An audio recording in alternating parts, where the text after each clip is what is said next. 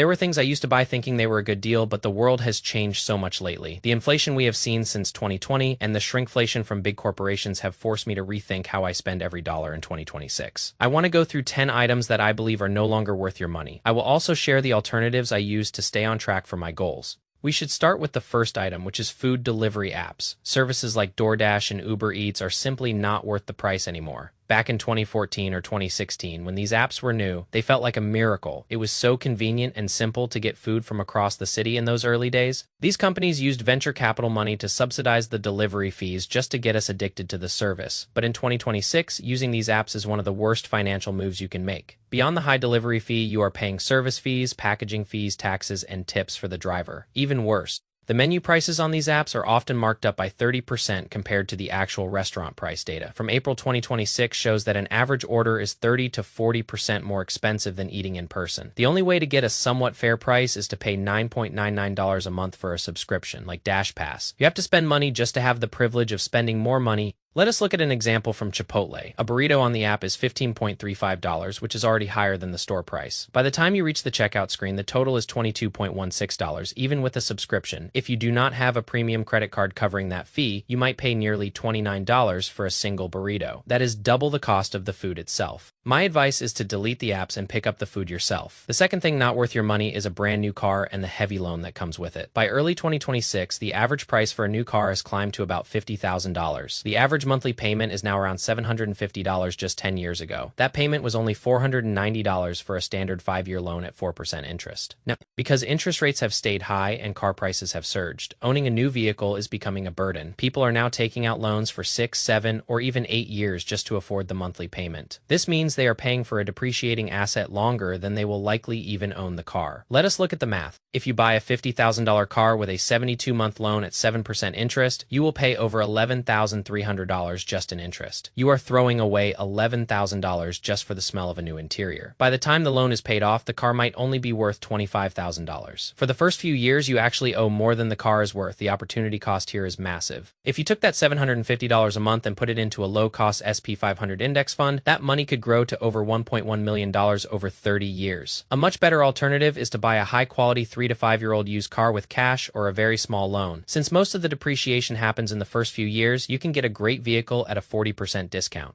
I would rather drive a used Toyota that I own fully than be a slave to a 7-year loan for a luxury badge. The third item is the annual iPhone upgrade. Apple is a master at making us feel like our current phone is obsolete every September. They rely on these hardware cycles to keep their profits high. In the early days of the smartphone, the leaps in technology were huge, but if you look at the iPhone 14 through the iPhone 17, the differences are minimal. The only time a transition really makes sense is if you are coming from a much older model, like an iPhone 11 or 12 phones now cost well over $1,000. So keeping your device for 4 years is a significant win for your wallet. I personally do not upgrade unless there is a feature I absolutely need that my current phone cannot handle. I see so many people trapped in this cycle of upgrading every 12 months. If that is you, just realize you are responding to some of the best marketing in human history. Wait 3 or 4 years and the upgrade will actually feel meaningful. The fourth item on our list brings us into the world of investing, and that is actively managed mutual funds. These are funds where a professional manager tries to beat the market by picking specific stocks. In exchange for this service, they charge you an expense ratio often between 0.75 and 1.5% every year. Look at the ARK Innovation ETF managed by Cathie Wood. As an example, the fee is 0.75%. While active funds can have a lucky year,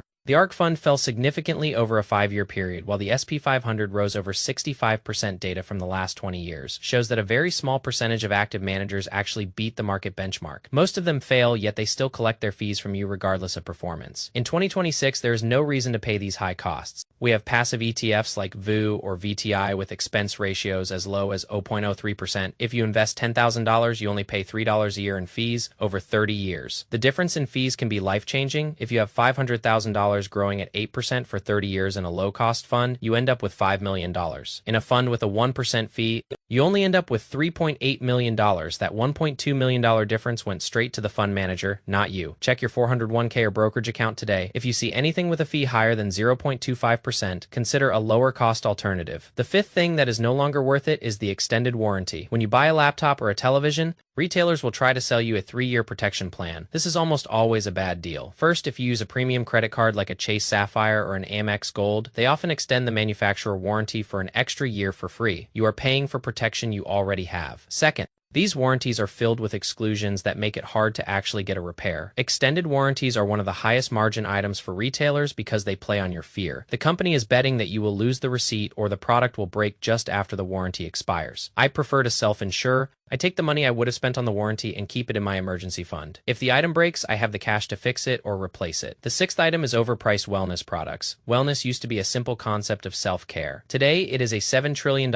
industry that profits from your anxiety. We see $25 smoothies, $300 yoga pants, and supplements that claim to solve every problem instantly. The truth is that being healthy is usually quite boring and mostly free. If you walk every day, sleep 8 hours, drink enough water, and eat whole foods, you will feel better than any expensive supplement can make you feel. The industry is selling shortcuts to people who do not want to do the work. Stick to the basics and keep your money in your pocket. The seventh item that is financially questionable in 2026 is buying your first home too early. Owning a home was the ultimate American dream, but the math has shifted. In 2016, the cost of owning was very similar to the cost of renting. Now, with mortgage rates around 7% and home prices at record highs, renting is often the smarter financial move. In almost every major U.S. city, it is currently cheaper to rent than to buy in some areas. A homeowner pays nearly 37% more per month than a renter for the same type of property. For example, a $1.2 million home with 20% down will cost you about $8,500 a month in the Bay Area. You can likely rent that same house for $5,000. That $3,500 difference can be invested in the market, unless you plan to stay in one place for 20 years. Renting provides flexibility and saves you from the massive unrecoverable costs of interest, taxes, and maintenance. The eighth item is spending for social status. We all want to feel special, but buying things to impress people you do not even like is a fast track to poverty. This includes designer clothes,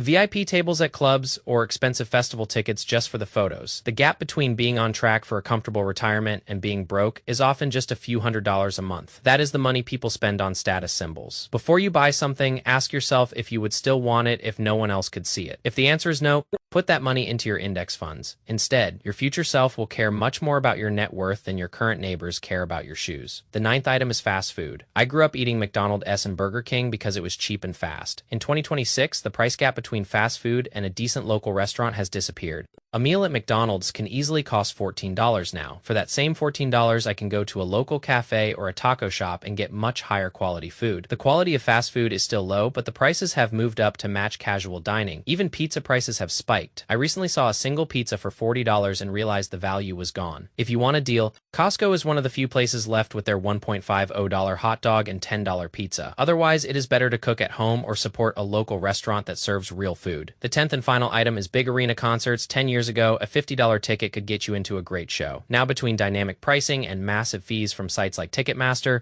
a single night out can cost $300 to $400 after the pandemic. There was so much pent-up demand that prices stayed high. The culture has shifted to where people justify these insane prices for the social media experience. But once you add in parking, drinks, and the service fees, it becomes an expensive hobby. My alternative is to go to smaller venues and see local artists. Paying $20 to see a rising star in a room of 300 people is often a better memory than sitting in the back of a stadium for $500. Those are the 10 things I am skipping in 2026 to protect my wealth. I am sure you have your own list of things you have cut out recently. I would love to hear your thoughts in the comments about what is still worth the money to you. Reaching financial goals is about making these small, conscious choices every day.